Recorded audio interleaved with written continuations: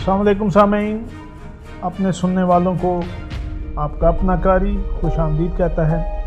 پچھلی ایپیسوڈ میں نے صرف آپ کو بتایا تھا کہ ابن صفی اپنے بارے میں کیا کہتے ہیں۔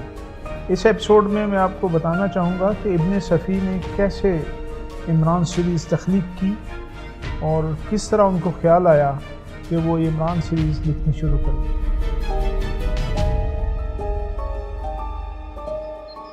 اپریل 1928 کی کوئی تاریخ تھی اور جمعے کا دن شام کے دھندلکوں میں تحلیل ہو رہا تھا جب میں نے پہلی بار اپنے رونے کی آواز سنی۔ ویسے دوسروں سے سنا ہے، اتنا نحیف تھا کہ رونے کے لیے منہ تو کھول سکتا تھا لیکن آواز نہیں نکال سکتا تھا۔ میرا خیال ہے کہ دوسروں کو میری آواز اب بھی نہیں سنائی دیتی۔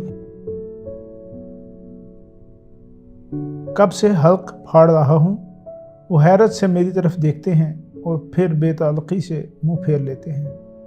خیر کبھی تو اوہو پتہ نہیں کیوں اپنے یوم پیدائش کی بات نکلنے پر بے حد سنجیدہ ہو جاتا ہوں۔ ڈبویا مجھ کو ہونے نے، نہ ہوتا میں تو کیا ہوتا۔ جب بھی یہ مصرع ذہن میں گونجتا ہے ایک بھاری سی آواز اس پر حاوی ہو جاتی ہے۔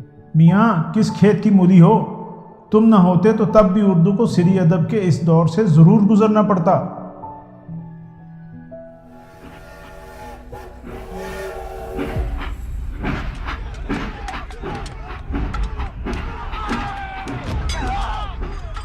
انیس سو سینتالیس کے فسادات کے بعد خواب دیکھنے والا کوئی مسلمان ایک کرنل فریدی ضرور پیدا کرتا۔ کرنل فریدی جو ساری دنیا میں صرف قانون کی حکمرانی کا خواہاں ہے۔ میں اس آواز کے جواب میں کہتا ہوں،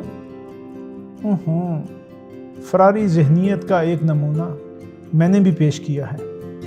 مجھے اس کا اعتراف ہے کہ دنیا میں یہی ہوتا رہا ہے۔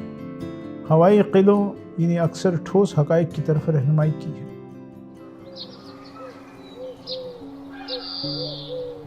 قصبہ نارا، ضلع الہ آباد یوپی میں ہوش سنبھالا۔ ابتدائی تعلیم قصبے ہی کے اسکول میں پائی۔ نصابی کتب کے علاوہ پہلی کتاب جو ہاتھ لگی وہ طلسم ہوش ربا کی پہلی جلد تھی۔ ہرچند کہ اس کی زبان 8 سال کے بچے کے بس کا روگ نہیں تھی، پھر بھی کہانی تو پلے پڑ ہی گئی تھی۔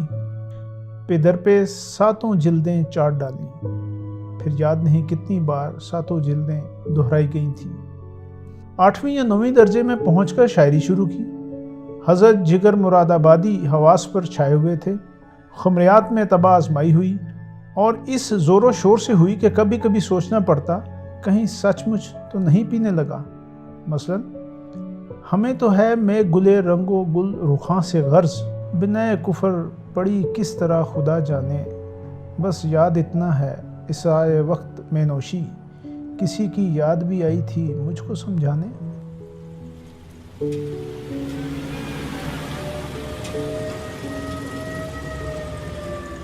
انٹرمیڈیٹ تک پہنچتے پہنچتے اچھا خاصا ہو چکا تھا۔ یوونگ کرسچن کالج الہ آباد کی رنگین فضاؤں میں کے شہر کا واحد کو ایجوکیشنل کالج تھا۔ یہ ذوق پروان چڑھتا رہا۔ 1947 میں یونیورسٹی پہنچا تو ڈاکٹر سید اعجاز حسین صاحب کی شاگردگی کا شرف حاصل ہوا۔ ان کے لیکچرز نے ذہنی نشو و نما کے نئے باب کھولے۔ فکر و نظر کی تہذیب کرنے کا سلیقہ پیدا ہوا، لیکن بدقسمتی سے یہ مدت بہت قلیل تھی۔ 1947 کے فسادات شروع ہو چکے تھے۔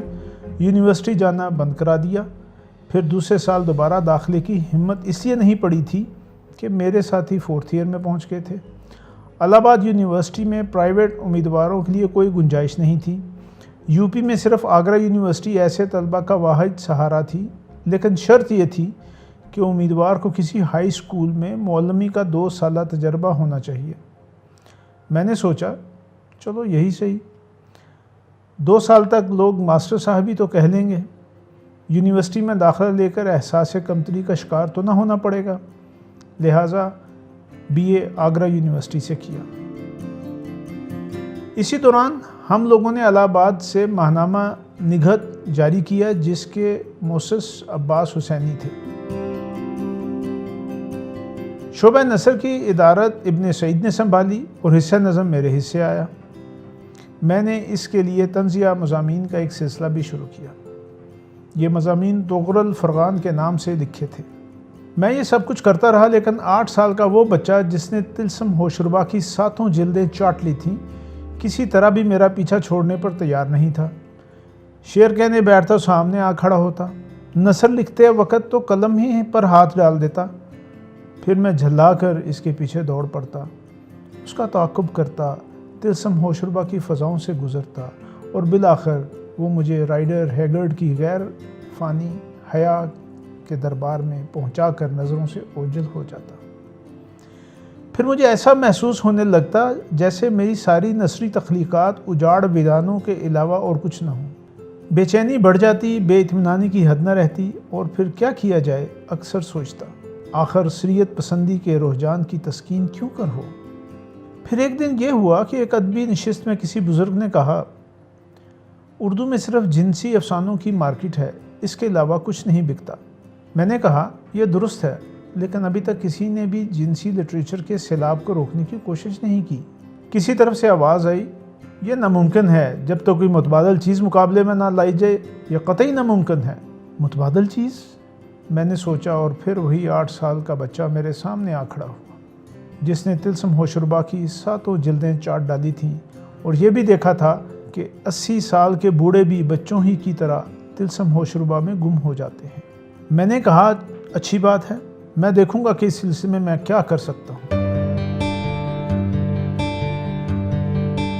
یہ سن 51 کے اواخر کی بات ہے، جب افسانوی ادب بشمول ناول میں افسانویت کے علاوہ اور سب کچھ بکثرت پایا جاتا ہے اور ناول میں ناولٹی مفقود تھی۔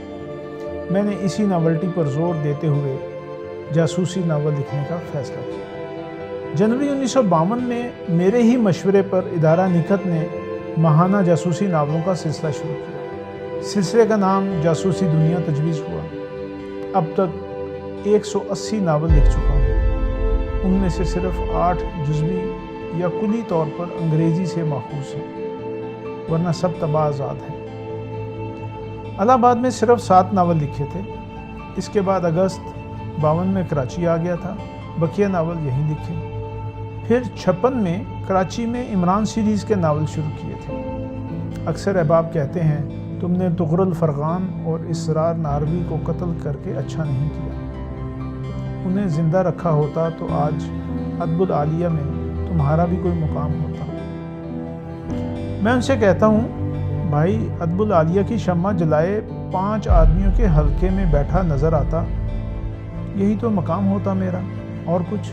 مجھ سے کوئی سلیم جعفری ایک وسیع النظر صحافی اور باصلاحیت ٹی وی آرٹسٹ یہ نہ کہتا کہ صفی صاحب، اردو میری مادری زبان نہیں ہے، لیکن آپ جو یہ با محاورہ اردو مجھ سے سن رہے ہیں، آپ ہی کی کتب کے مطالعے کی رہین منت ہے۔ سندھ اور بلوچستان اور صوبہ سرحد سے میرے پڑھنے والے مجھے ایسے ہی حوصلہ افزا خطوط بھی لکھتے رہتے ہیں۔ مجھے اس کے علاوہ اور کیا چاہیے؟ اور پھر میں جو کچھ بھی پیش کر رہا ہوں اسے کسی قسم کے بھی ادب سے کمتر نہیں سمجھتا۔ ہو سکتا ہے میری کتابیں الماریوں کی زینت نہ بنتی ہوں، لیکن تکیوں کے نیچے ضرور ملیں گی۔ ہر کتاب بار بار پڑھی جاتی ہے۔ میں نے اپنے لیے ایسے میڈیم کا انتخاب کیا ہے کہ میرے افکار زیادہ سے زیادہ افراد تک پہنچ سکیں، ہر طبقے میں پڑھا جاؤں، اور الحمدللہ میں اس میں کامیاب ہوا ہوں۔ تھکے ہوئے ذہنوں کے لیے صحت مند تفریح مہیا کرتا ہوں، کچھ نہ کچھ پڑھتے رہنے کی عادت ڈلوائی ہے۔ بر صغیر میں ریڈنگ لائبریریوں کا رواج میرے بعد ہی ہوا ہے۔ انہی لائبریریوں میں ادب العالیہ بھی کھپ جاتا ہے۔ جاسوسی ناول پڑھنے والوں کو جب کوئی ناول نہیں ملتا تو ادب العالیہ بھی پڑھ لیتے ہیں، لہٰذا ادب العالیہ پر ناز کرنے والوں کو مجھ پر خار نہ کھانا چاہیے، انہیں تو مجھ پر پیار آنا چاہیے۔ ادب العالیہ کی رسائی عوام تک کرانے کا صحرا بھی میرے ہی سر ہے۔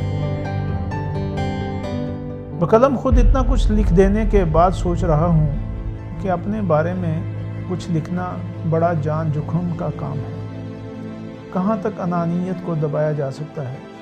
تھوڑی بہت لاف و گزاف بھی ہو جاتی ہے۔